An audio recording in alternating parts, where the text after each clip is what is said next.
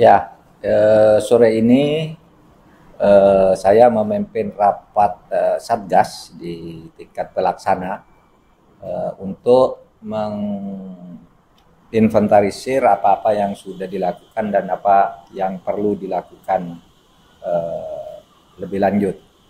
Pertama, alhamdulillah sampai saat ini kita sudah ada beberapa langkah yang positif, artinya misalnya memastikan tentang aset-aset yang sudah harus dikuasai oleh negara dan sudah kita lakukan, kemudian melakukan penyitaan uang, dan kemudian banyak yang dipanggil itu sebagian besar datang dan memberi komitmen untuk membayar, ada yang mau mengajukan proposal dan sebagainya. Nah, kita tempuh proses itu semua secara baik-baik karena ini pada dasarnya adalah masalah perdata, hutang swasta kepada negara dalam hubungan keperdataan, sehingga negara melakukan tugasnya untuk menggunakan hak tagihnya terhadap mereka.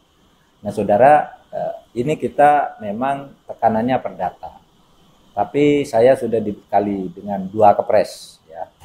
BLBI itu Satgas Hak Tagih Negara atas BLBI itu dulu modal pertama melakukan langkah-langkah, ternyata di tengah jalan kemungkinan ada langkah-langkah hukum lain yang dilakukan, sehingga saya dimodali kepres baru yang baru terbit hari kemarin, hari Rabu tanggal 6. Yang dulu itu kepresnya bulan April.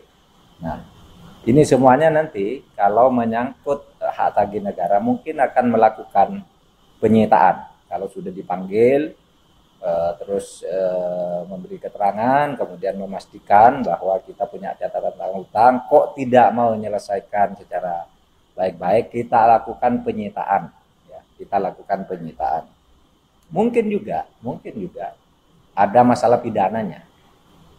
Oleh sebab itu nanti di dalam kepres baru ini ada nama Kabareskrim masuk di sini. Karena kalau ada masalah pidana akan segera ditangani. Apa misalnya masalah pidana?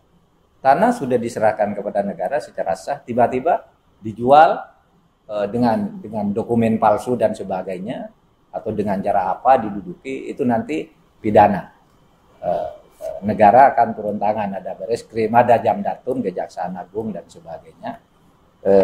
Sehingga saya ingin semuanya bekerja sama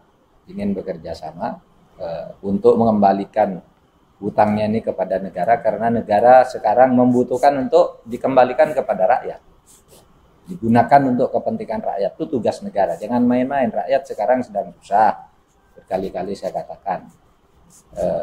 Kalau Anda hanya main-main, ya kan oke, saya mau bayar, lalu tidak pernah muncul lagi, nanti akan ada langkah-langkah berikutnya. Dan saya sudah dibekali dengan 2 kepres ini, ya, dengan tenggat waktu yang sudah ditentukan.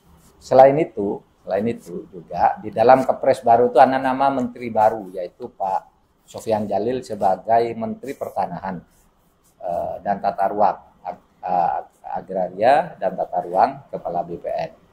Jadi di tingkat eksekutifnya ada nama Pak Kabareskrim bersama eksekutif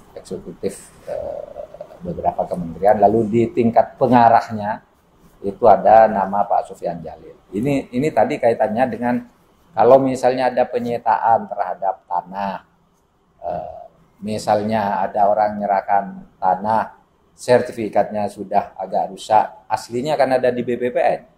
Kan ada Pak Sofyan Djalil nanti, atau sertifikatnya tidak sesuai yang tertulis di tempat dengan ditersit sertifikatnya dan sebagainya. Nah, di sini Pak Sofyan Djalil akan ikut aktif menyelesaikan masalah-masalah tanah yang jutaan hektar. Oke. Cukup, Pak. Terima kasih.